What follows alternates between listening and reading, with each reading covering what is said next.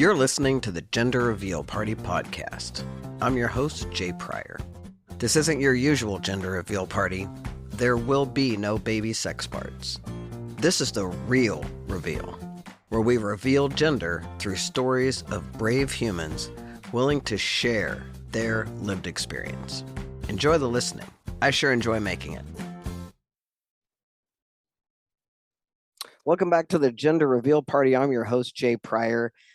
I'm kind of blown away about this guest that I'm so happy to share with you, Kate Bornstein. You know, we met when you came to the University of Kansas. Do you remember when you came to the University of Kansas? I do remember coming to they did a stage version of Hidden Agenda. That's right. That's right. My sister, Catherine Pryor, was the managing director of theater at the time. And she brought you in and they brought me in, and you and I were actually on a panel together, like of a sorts, if I remember correctly, something like that, to make sure we shared experience from, I was at the time identifying as a trans man. Or I think I'd been on T. I can't remember what year that was. I started testosterone in 2001. And I think it was after that, because I think I was living in DC and I came back, but I can't remember. But that's the first time we met a million years ago at the University of Kansas, and I didn't know if you knew that or not, if you you remembered that time. What were you? I mean, were you a babe in arms? Sort of. I mean, yeah, I was in my 30s, right? Because I'm 56 now. So it was over 20 years ago, right? So yeah, I was in my 30s. Yeah, I'm 56 now. I'm 74. Yeah, and you're making it look fantastic, right? Check us out. Check us out. Check us out. That's what I tell people. I had somebody yesterday say, "There's no way you're 56." I'm like, "Yeah, I am. I'm making it look good." That's the cool thing about those of us that are trans and GNC folks. Boy, we age so well. We do. We age better than most. Taking, yeah. So you are so many things. You're an author, you're a playwright, you're a producer, you're like an activist, you are just all of the things. Your work, because I was trying to remember, one of our guests, my friend Natalie Patrice, spoke of a gender outlaw as being what really opened up her mind around gender and all of those things. And I was trying to remember what year that came out. But for me, you're such a pioneer. People think I'm a pioneer. Like for me, I'm just like, oh no, you don't know. You don't know. This human people is the pioneer, right? This is the pioneer of, I would say, even non-binary human work, because by the time I met you, already you were like in a more fluid place, and the words that you spoke that I will never forget as long as I live. And I know, you know how somebody just says something once and you're just like, what? And it's so interesting. But your words were, dress how you feel sexy. Dress how you feel good. Express yourself in a way that makes you feel amazing. And don't give a crap about anybody else. For me, at the time, it was like, it just brought my little queer heart such joy, because I'm that non-binary queer who kind of straddles both lanes a lot and feels fluid, and I never wanted to be a man, right? I didn't take testosterone to be a man. I still have to say it like that, to be a man, because it's so weird to me. Like I never wanted to be a man. I've always been a genderqueer. So for when you were, presenting it in that space, it was just, you were the first one. So I just want to appreciate and acknowledge you for that. And I want to shut up and let you tell your stories, because tell your story, because there's so much to tell and so much to share. So thank you, Kate, for being here. That's you're welcome. Thank you for carrying the ball so much further than I could ever have imagined. Okay, it's great. I mean, I get to see people. I had an idea. I didn't want to be a man, just like you. I didn't want to be a man. Right. And so many people were telling me, "You're not a woman. You're not a woman. You're not a woman." Okay, fuck you. I'm not. So, all right.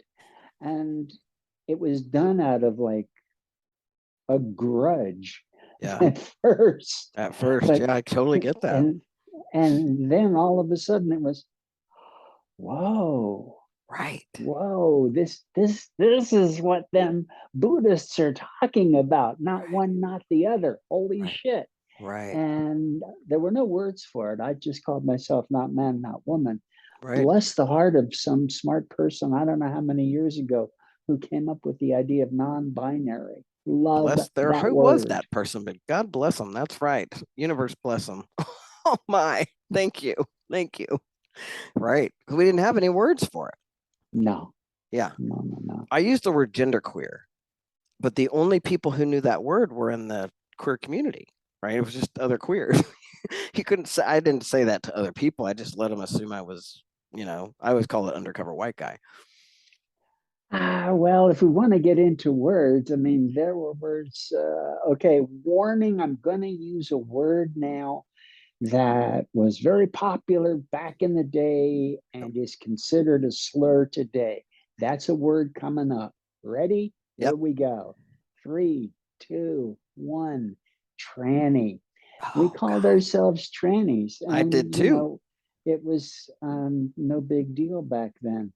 I understand how it's become a slur, and I respect it. That's why I gave the great big warning. Yeah. But it was a fun word when we had it. I know, But right? I the mean, the very first talk, the very first, like one talk or one human show sort of iteration of that, when I first came back to Kansas, which is in 2007, was called Tranny Talk. And I mean, I was, to me, that was our word.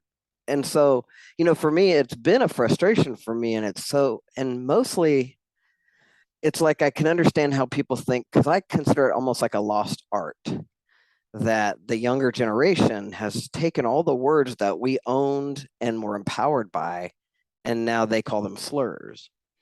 And it's interesting. There's a TV show on Netflix right now called Uncoupled. I don't know if you've seen it.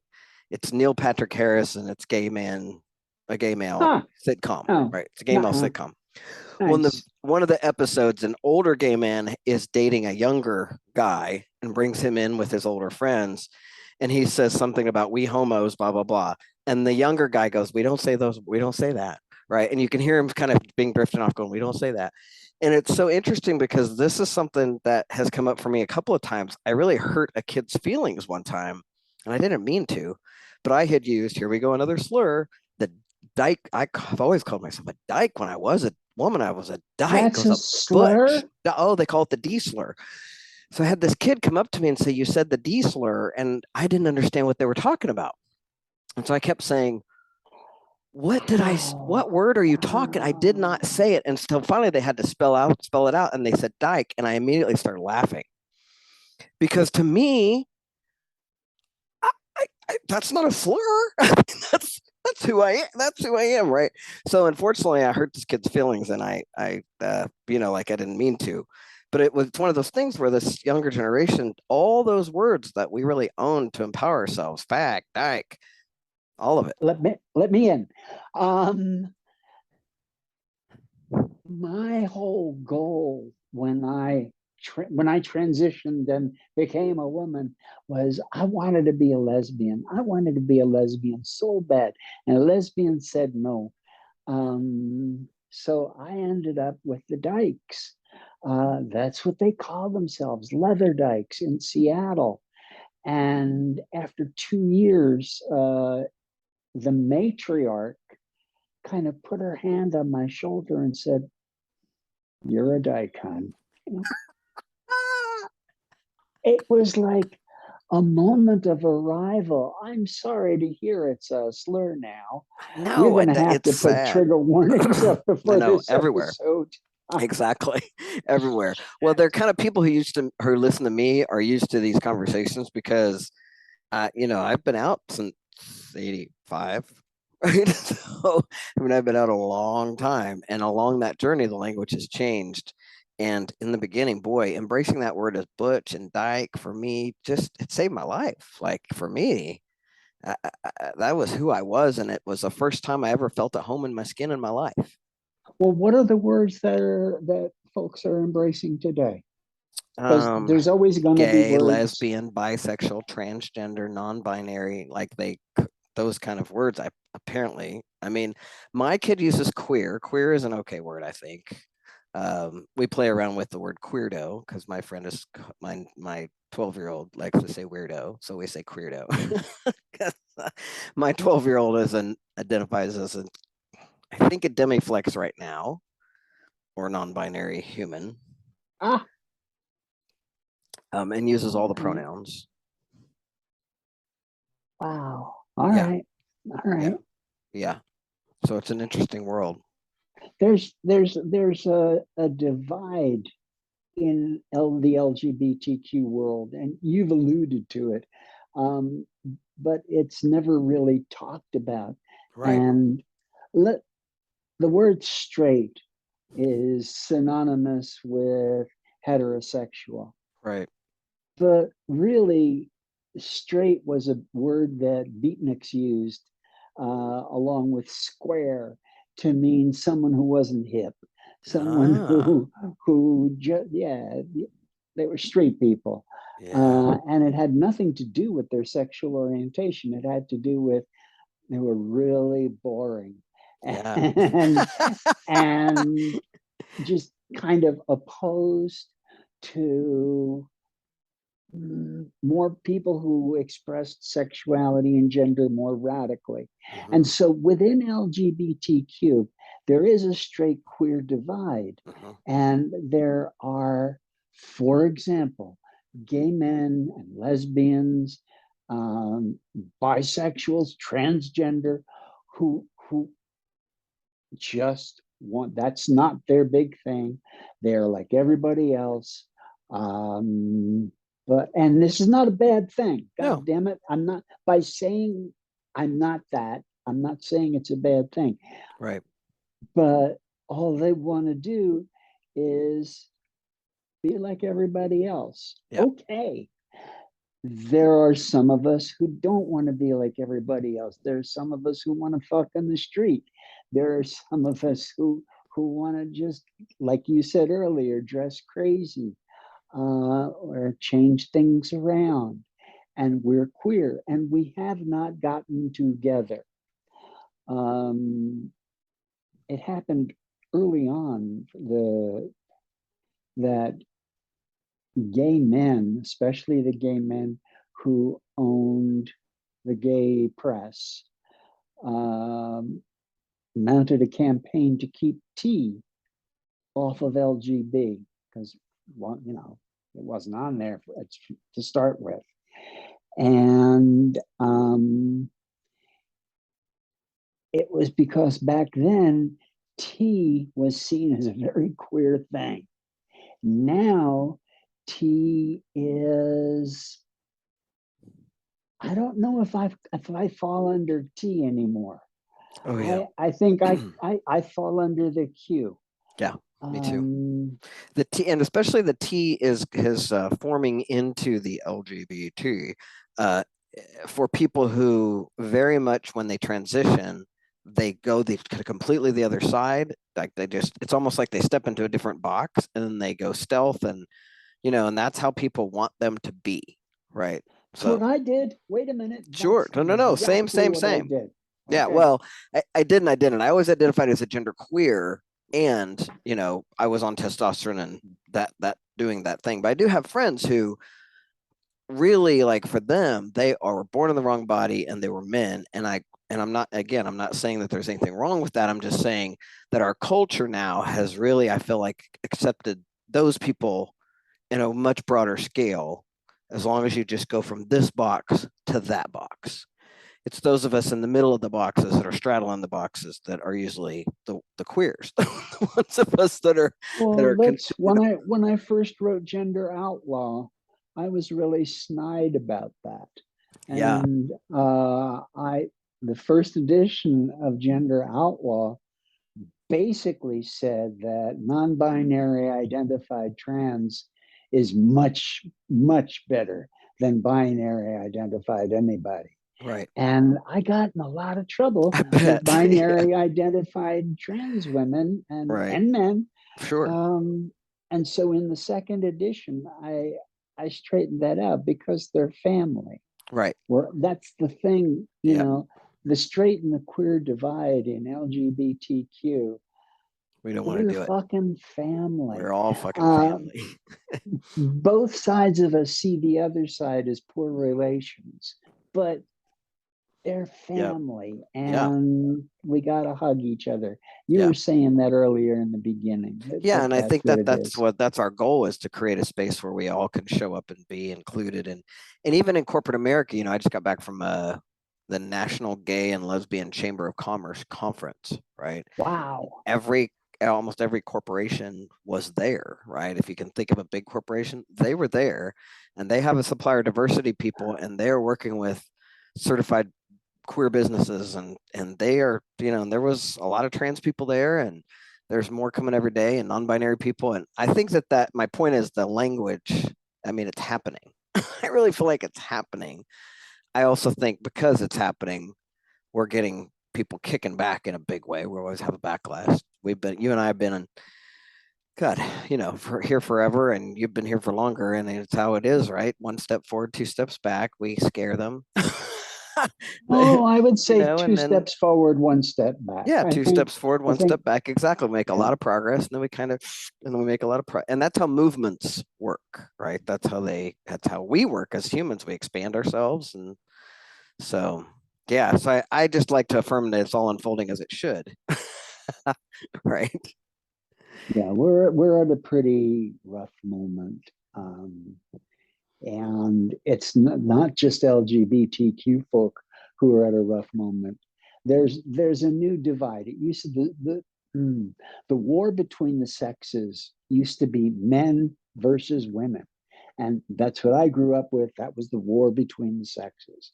But the war between the sexes is kind of turning out to be real manly men and everybody else who isn't. People who don't qualify, don't can't really be a real manly man. They're on the other side. Right. And there's a fuck of a lot of us, but it's the bros nowadays. I just saw a documentary, Woodstock 1999. Oh my God. It was, you know how it was hippies who went to the original Woodstock? Sure. And it was bros who went to the one from 1999 Hmm. and they burned it to the ground. Oh my gosh. Wow. Uh-huh. I had Uh-huh. no idea. Yeah. Huh. I mean, tore things apart, Yeah. raped and literally raped and pillaged. Wow. Hmm. That's terrifying. Yeah. And that's the people who've always scared me. Yeah. And people like that, uh, well, kind of like that's what Trump did when he was in office and what he's trying to do. Um, just tear things down.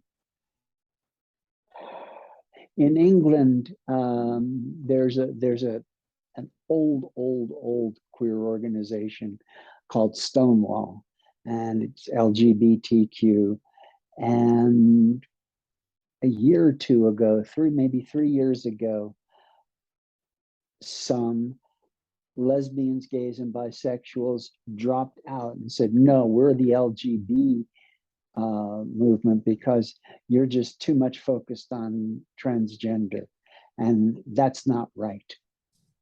Hmm. It doesn't, and you go, oh man, stop. You know, gain for one of us is a gain for all of us. I mean, I wasn't particularly for gay marriage. I'm not particularly for marriage of any kind. Right. Um, but that opened the doors to a lot. That helped people become more aware of people who weren't like them. Mhm. I also think it had people focus on love rather than, that I, I think that people sexualize the LGBTQ humans, and they're, I think we are sexualized automatically. And I love that the marriage movement, the gay marriage movement had a lot more straight people or cis heterosexual people being like, oh yeah, let them love whoever they want to love, right? It's like focused on love. And so for Yeah, me, I know that what we focus on gets bigger. So because I was one of those ones in '99, I was like, they're never gonna let us get married. What are you talking about? Like, that's not gonna happen. And then I was like, oh, what a smart focus to have us start focusing on love. What a smart idea. Whoever came up with that, HRC or whoever, you know, in the movement that focused our energy there, because I felt like that it was a big push, and a big love push in that way. Yeah. yeah. And so then when a push for trans rights came up, of course, there were people who didn't want to focus on that. But instead of just kind of stepping out of the way and going, okay, you do that. I understand it. No, they oppose it. And you Right. go, no, no, don't do that. Don't do that. And many of the folks in this is in England, in the UK, Hmm. the LGB movement, and they call itself LGB, are aligning with what are called gender critical people.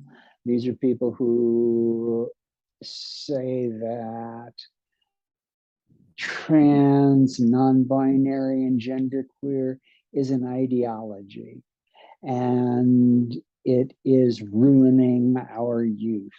And we are castrating children and mutilating young girls.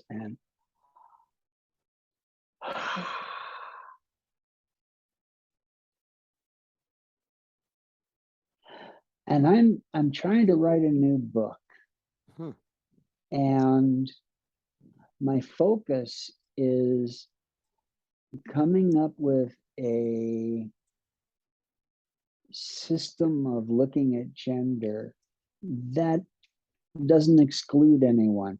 I went to, oh golly, in 2014, I went to a talk by the Dalai Lama, Wow. and it was like in the Beacon Theater, me and like thousands of other people.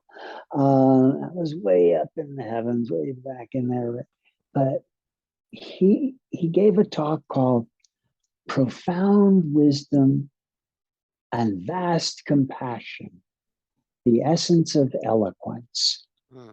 You go, I want to write shit with a title like that. Yeah. Damn, but okay, profound wisdom and vast compassion, the essence of eloquence. Eloquence in Buddhist philosophy is defined as the telling of a truth in such a way that it eases suffering. Hmm. The I more love that. suffering, the more suffering that's eased by your telling of a truth, the more eloquent you've been. You go, wow. And so profound wisdom and vast compassion would result in being able to tell the truth that eases a whole lot of suffering. When Hmm. they say a truth, they don't mean the truth. Um, in the conventional world that we live day to day, there are two kinds of truths. There's definitive truth and there's arguable truth. Definitive truth, there are not many of them. They're really, really simple to say. Everybody goes, yeah. Kind of like everybody dies. Okay. Another one is no one knows the exact moment of their death. Okay. Um, Arguable truths, a dime a dozen, a gabillion of them, and it takes a lot of words to say them. Like pizza is the best fucking food on the planet. It is. I'm not kidding. Especially the I'm thin with you on kind. that. All right. You can have any kind of toppings you want. Sometimes you want it with. Oh my god, I've had chocolate on fucking pizza, yeah, on Ooh, pizza dough. That's yeah. really, really good. And you know, you if you buy too much of it, you can keep it in the fridge. Have cold pizza for breakfast. You can eat it any time of the day, and mostly there's going to be pizza near you someplace. And that's why it is the best food there is, and that's the truth, Right. arguably. Arguably. I love Okay, it. so the way the Dalai Lama talks is he's fluent in English, but he's much more fluent in his own language, Tibetan, and so he speaks that, and for maybe a minute or two, even three, and then his interpreter for another minute or two or three goes into English. So while the Dalai Lama is speaking, you're going la la la la la, but it's such beautiful speech. You can focus on what was just said and compute with it. So when the Dalai Lama was talking about these kinds of truth, arguable and definitive, I'm going, you know, that's what's going on with sex and gender, sexuality and gender. There's been no definitive truth. Everybody thinks they've got the truth, but the fact is, no. Everybody's art. I've got the truth. No, I've got the truth. No, this is the way it is. No, this is the way it should be. And if there were a definitive truth, it would go, oh, yeah. So I was thinking and thinking and thinking, what's the definitive truth of gender and sexuality for that matter? But let's stick with gender. What's the definitive truth of gender? And I found it. Tell me, I is this like found the a fucking real thing. reveal here? I, the book will be out in a couple of years and you'll find out then. Awesome. No, I'm kidding. Okay. The definitive truth of gender is simple, simply stated.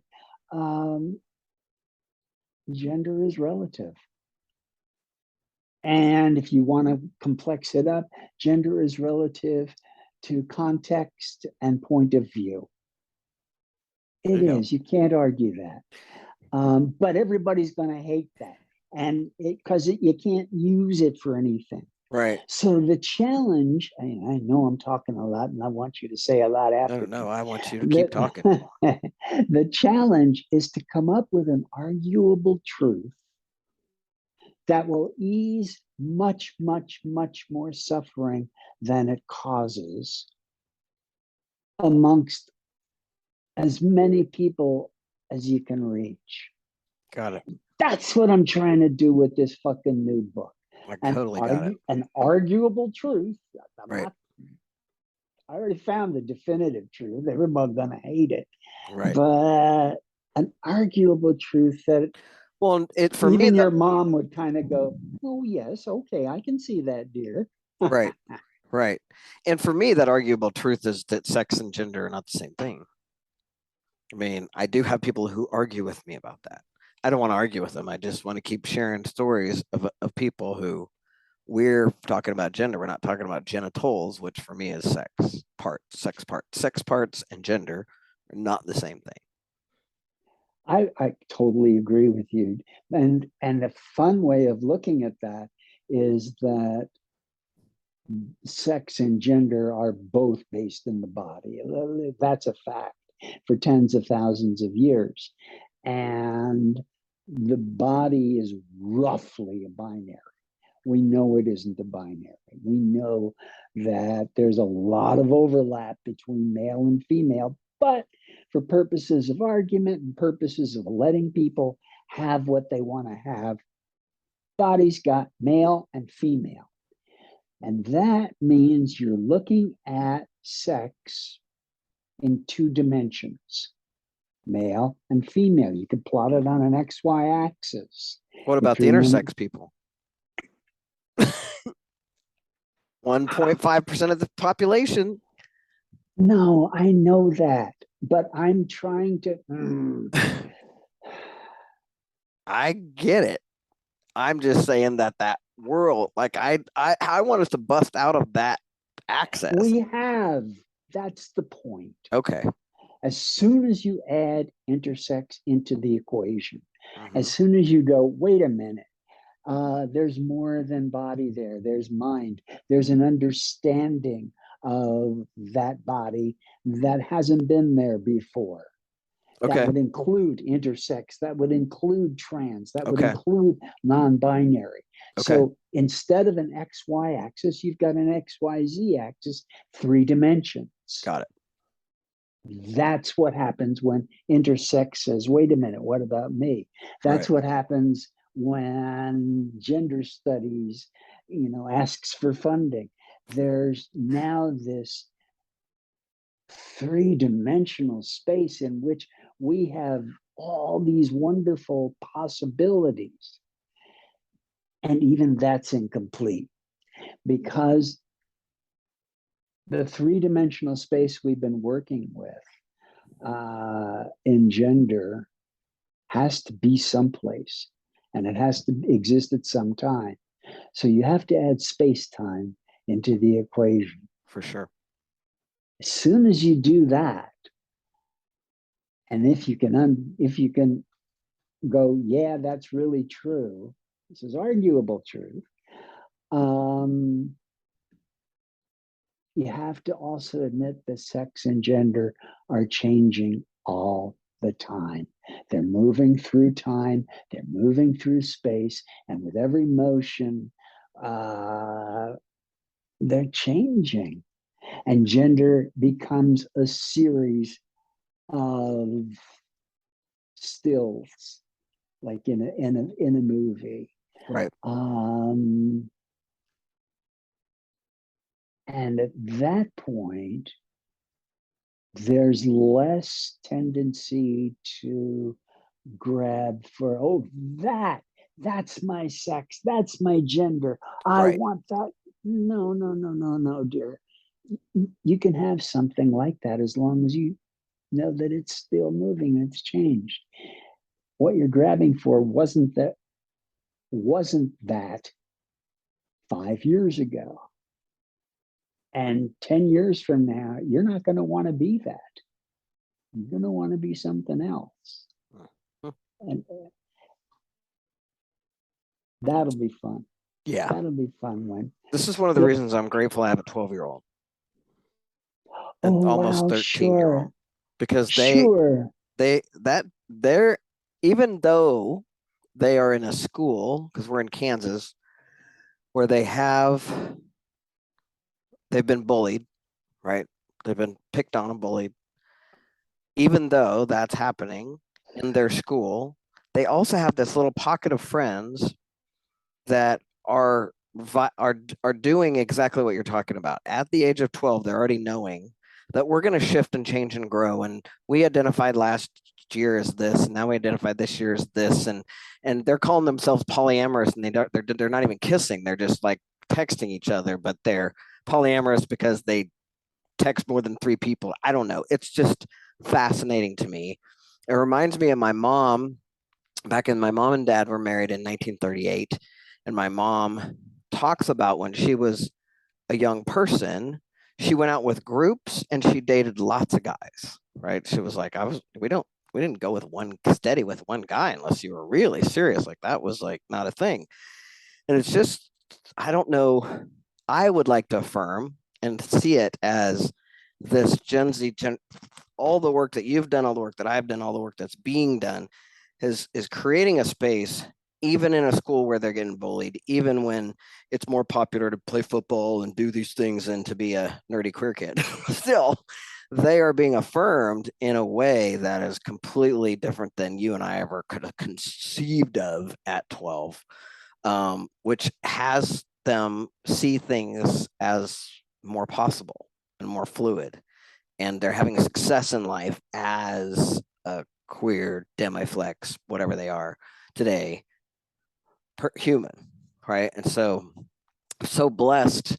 I feel like so blessed to have an opportunity to have this child who is experiencing this, but also just to have Gen Z kids in my life because I get to experience it through them.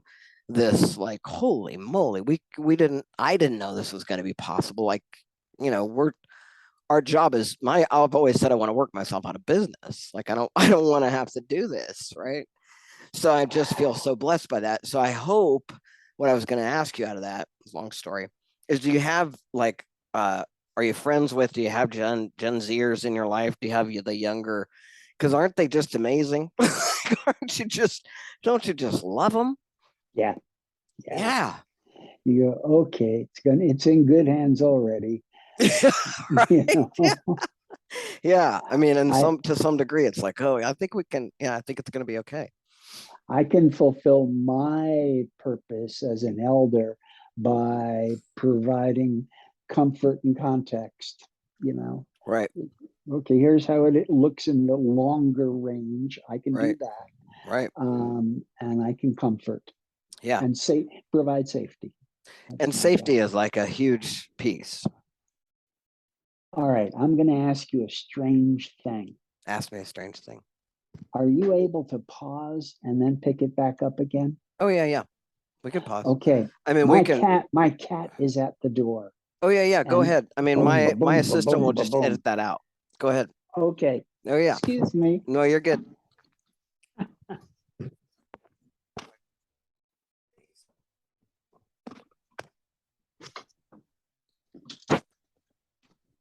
Kids are all right.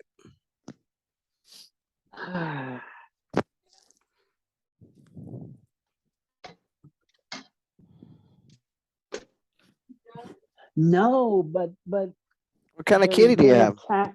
There's been a cat banging on the door, so I'm opening it a little bit. I know. I'm getting something in there. We're on pause. I'm going back in to talk. It's a fun talk.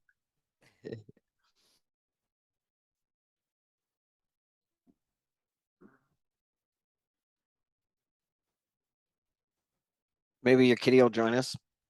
Maybe. And of course, as soon as I opened the door, he ran away. of course. So, Kate, you're in New York City still, like you're a New Yorker. Yes. No. Yes. I am a New Yorker.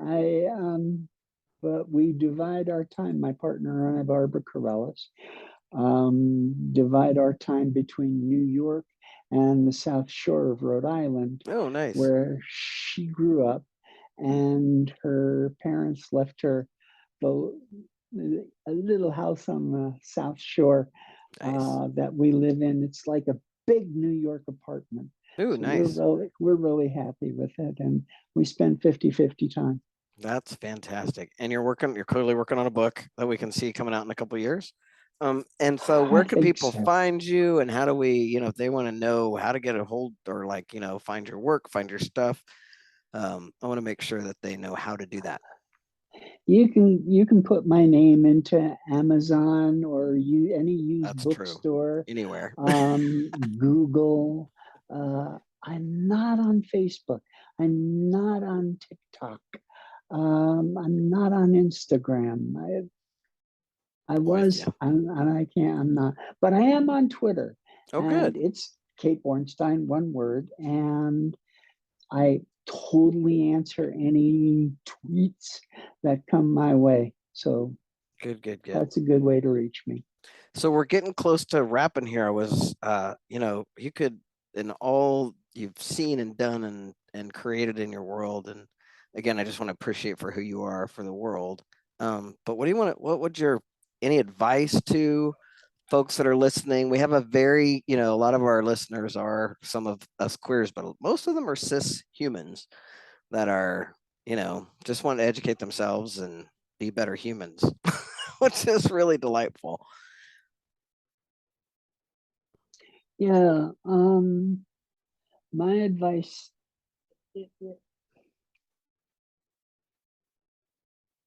when it comes to sex and gender, you know, do whatever you want to do. Do whatever pops into your mind. Do what someone else does, suggests, as long as you want to do that. The only rule you have to follow is don't be mean.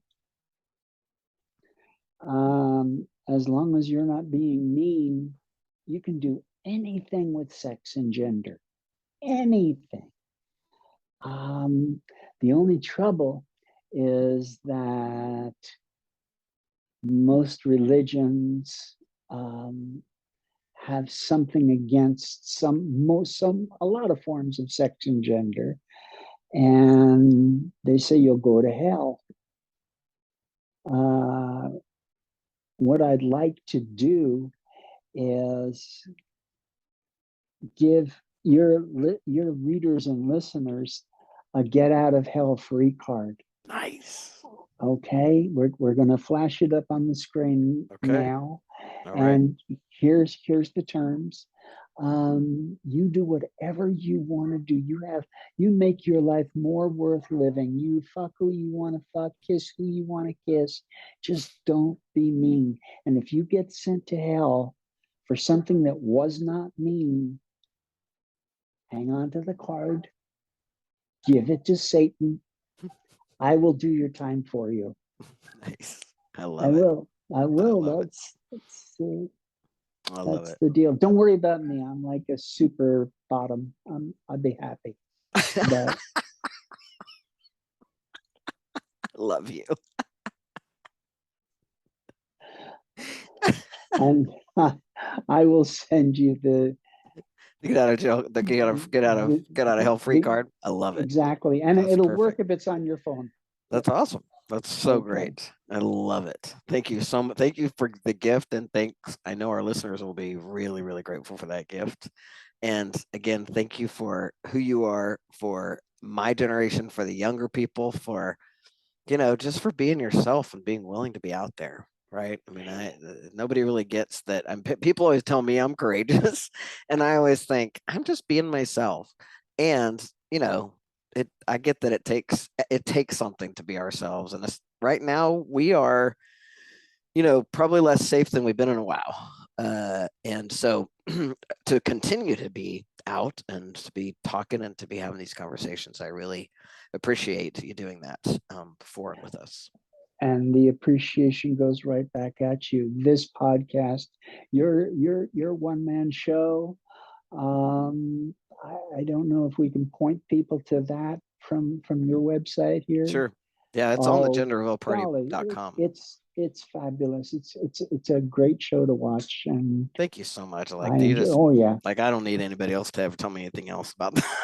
Like, I'm good. Kate Bornstein, like I said, I'm good. right. I'm done.